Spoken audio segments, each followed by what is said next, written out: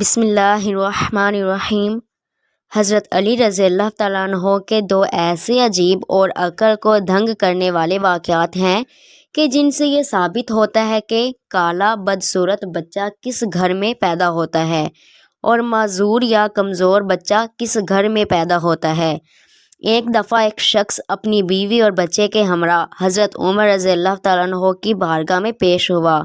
وہ شخص حضرت عمر رضی اللہ تعالیٰ عنہ سے کہنے لگا، اے وقت کے خلیفہ، میرا اور میری بیوی کا رنگ سرخ ہے۔ میری بیوی نے یہ بچہ پیدا کیا ہے، اس کا رنگ کالا کیوں ہے؟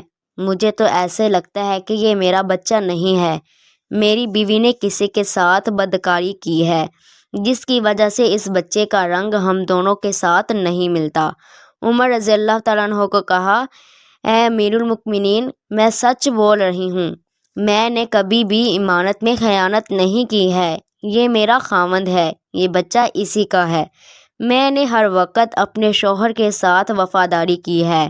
میں نے ہمیشہ خاوند کی موجودگی اور غیر موجودگی میں اپنی عزت کا خیال رکھا ہے۔ میرا شوہر مجھ پر یقین نہیں کر رہا ہے۔ شوہر نے کہا، اے امیر المؤمنین، میری بیوی جھوٹ بول رہی ہے، یہ بچہ میرا نہیں ہے، یہ بچہ کسی اور کا ہے۔ اگر یہ بچہ میرا ہوتا تو اس کا رنگ ہم دونوں جیسا ہوتا۔ اس بچے کو دیکھ کر صاف صاف ظاہر ہوتا ہے یہ بچہ میرا نہیں ہے۔ میری بیوی جھوٹ بول رہی ہے۔ بیوی مسلسل زاروں کی طرح رو رہی تھی۔ خاوند اپنی بیوی کی ایک بات سننے کو بھی تیار نہیں تھا۔ یہ معاملہ بہت ہی پیچیدہ تھا۔ حضرت عمر رضی اللہ تعالیٰ عنہ سوچ میں پڑ گئے کہ اس معاملے کو کس طرح حل کیا جائے۔ حضرت عمر رضی اللہ تعالیٰ عنہ نے سوچا کہ کیوں نہ اس معاملے میں رسول حضرت علی شیر خدا سے مدد کی جائے۔ حضرت عمر رضی اللہ تعالیٰ عنہ خاوند، بیوی اور بچے کو ساتھ لے کر حضرت علی رضی اللہ تعالیٰ عنہ کے پاس تشریف لے گئے۔ انہوں نے حضرت علی رضی اللہ تعالیٰ عنہ کو سلام پیش کیا۔ حضرت علی نے سلام کا جواب دیا۔ حضرت علی رضی اللہ تعالیٰ عنہ نے دریافت کیا، اے عمر رضی اللہ تعالیٰ عنہ، کیسے آنا ہوا؟ حضرت عمر نے فرمایا، اے علی، ہم یہ مسئلہ پوچھنے کے لیے آپ کے پاس آئے ہیں۔ حضرت علی رضی اللہ تعالیٰ عنہ نے خاوند سے کہا، اے بندے، میں جو کچھ بھی پوچھوں گا تم نے اس کا جواب سچ سچ بتانا ہے۔ اس شخص نے کہا، ٹھیک ہے، پوچھیں، کیا پوچھنا ہے؟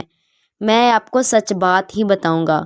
حضرت علی رضی اللہ تعالیٰ عنہ نے پوچھا، اے اللہ کے بندے، جب تیری بیوی حالت حیض میں تھی کیا تو نے اپنی بیوی کے ساتھ ہم بستری کی تھی؟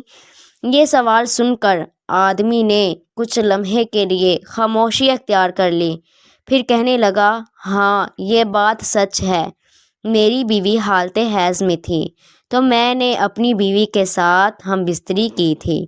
حضرت علی رضی اللہ تعالیٰ عنہ فرمانے لگے، اے بندے، یہ بچہ تمہارا ہی ہے، بلا وجہ اپنی بیوی پر الزام تراشی نہ کرو۔ جب تو نے بیوی کے ساتھ حیض کے دنوں میں ہم بستری کی تھی تو تیرا نقطہ تمہاری بیوی کے سیاہ خون میں مل گیا، جس کی وجہ سے بچے کا رنگ سیاہ ہو گیا ہے۔ اگر تم بیوی کے ساتھ حالت حیض کے دنوں میں ہم بستری کرو گے تو بچہ کالے اور بدصورت ہی پیدا ہوگا۔ اے شخص، آج کے بعد یہ بات اپنے ذہن میں بٹھا لو کہ حدیث اور قرآن میں حیض کی حالت میں ہم بستری کرنا حرام اور سخت گناہ قرار دیا ہے۔ اگر کوئی بندہ اس بات کا علم رکھتے ہوئے بھی اپنی بیوی کے ساتھ ہم بستری کرتا ہے، اللہ تعالیٰ اس بندے سے سخت ناراض ہو جاتا ہے اور وہ بندہ جلد ہی اللہ تعالیٰ کی سخت پکڑ میں آ جاتا ہے۔ اب ہم آپ کو بتاتے ہیں کہ معذور اور کمزور بچے کن گھروں میں جنم لیتے ہیں۔ مدینہ منورہ کا واقعہ ہے کہ ایک خوبصورت اور جوان لڑکی کی شادی ایک برے آدمی سے ہو گئی۔ شادی کی پہلی رات میاں بیوی نے ہم بستری کی۔ اتفاقاً شوہر کا اسی رات وصال ہو گیا۔ دلہن حاملہ ہو چکی تھی۔ جب بیوی نے بچے کو جنم دیا تو لوگوں نے اس لڑکی پر طرح طرح کی الزام تراشی کرنا شروع کر دی کہ اس کا میاں تو پہلی رات ہی انتقال کر گیا تھا۔ اس لڑکی نے جس بچے کو جنم دیا ہے وہ بچہ حرام کا بچہ ہے، اس کے خاوند کا نہیں ہے، کیونکہ وہ تو پہلی رات ہی مر گیا تھا۔ پھر یہ بچہ کیسے ہوا؟ اس بوڑھے کی یہ دوسری شادی تھی۔ اس بوڑھے کا پہلی بیوی سے ایک لڑکا تھا۔ اس لڑکے نے اپنی سوتیلی ماں پر الزام لگانا شروع کر دیا۔ وہ کہنے لگا کہ اس عورت نے کسی کے ساتھ زنا کیا ہے، یہ بچہ میرے باپ کا نہیں ہے، یہ بچہ حرام کی اولاد ہے۔ یہ الزام میں پیش سوتیلا بیٹا تھا۔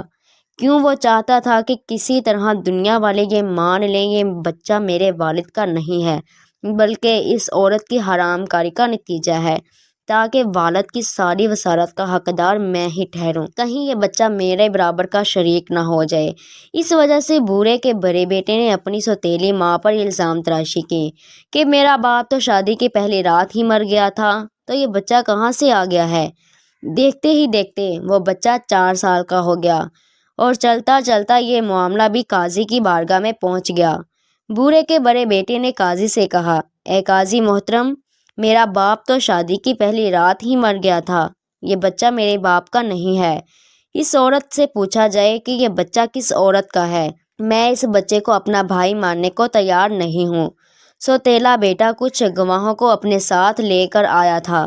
گواہوں نے بھی یہی گواہی دی کہ اس کا باپ تو پہلی رات ہی مر گیا تھا، یہ بچہ اس کا بھائی نہیں ہے۔ یہ باتیں سن کر قاضی کو یقین ہو گیا کہ یہ بچہ عورت کو بد چلنی کا نتیجہ ہے۔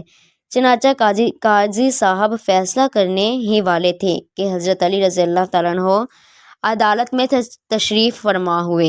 جب حضرت علی رضی اللہ تعالیٰ عنہ نے یہ سارا قصہ سنا تو حضرت علی رضی اللہ تعالیٰ عنہ نے بڑے بیٹے سے سوال کیا، اے بچے، یہ دونوں میاں بیوی کتنا عرصہ اکٹھے رہے تھے، اور جس بچے کو تم نے اپنا بھائی ماننے کو تیار نہیں ہو وہ بچہ کہاں ہے؟ بڑے لڑکے نے جواب دیا، اے علی، وہ بچہ اس وقت ہمارے پاس نہیں ہے۔ حضرت علی رضی اللہ تعالیٰ عنہ نے کہا کہ تم کل اس بچے کو اپنے ہمراہ یہاں لانا، کل انشاءاللہ تعالیٰ تمہارا فیصلہ ہو جائے گا۔ اگلے دن وہ لڑکا اپنے سوتیلے بھائی کو ساتھ لے کر آیا اور کہنے لگا، یا علی، یہی وہ بچہ ہے جس کو میں اپنا بھائی تسلیم نہیں کرتا ہوں۔ حضرت علی نے جب بچے کو دیکھا تو فرمانے لگے، میں ابھی آپ کا فیصلہ کر دیتا ہوں۔ حضرت علی رضی اللہ تعالیٰ عنہ نے کچھ اور بچوں کو بلایا اور ان سے فرمایا، جاؤ باہر کھیلنا شروع کر دو۔ چند لمحوں میں وہ بچوں نے آپس میں کھیلنا کودنا شروع کر دیا، ایک دوسرے کے ساتھ مستیاں کرنا شروع کر دی تھی۔ حضرت علی رضی اللہ تعالیٰ عنہ بچوں کو کھیلتے ہوئے بڑے غور سے دیکھ رہے تھے۔ کچھ دیر بعد حضرت علی رضی اللہ تعالیٰ عنہ نے بچوں کو بلایا اور فرمانے لگے، سب بچے ایک جگہ پر بیٹھ جاؤ۔ سب بچے حضرت علی کے پاس آ کر بیٹھ گئے۔ اس کے بعد حضرت علی نے سب بچوں کو ایک ساتھ کھڑے ہونے کا حکم دیا تو سب بچے ایک ساتھ کھڑے ہو گئے۔ مولا علی رضی اللہ تعالیٰ عنہ ان بچوں کو بڑے غور سے دیکھ رہے تھے۔ حضرت علی نے دیکھا کہ یہ سب کے بڑی آسانی کے ساتھ کھیل رہے ہیں، بیٹھ رہے ہیں، کھڑے ہو رہے ہیں۔ ان کو کھیلنے، بیٹھنے، اٹھنے میں کوئی دقت نہیں ہو رہی ہے۔ حضرت علی رضی اللہ تعالیٰ عنہ نے دیکھا کہ جس پر الزام لگایا جا رہا ہے اس بچے کو بیٹھنے اور اٹھنے میں کافی دقت ہو رہی ہے۔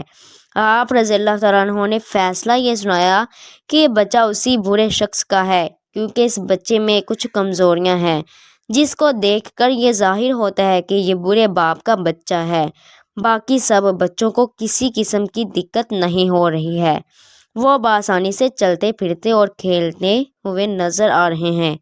اللہ پاک سب کو صحت مند اور خوبصورت اولاد سے نوازے، آمین۔ کمنٹ میں آمین لکھنا مت بھولیے گا۔ بہت بہت شکریہ آپ کا۔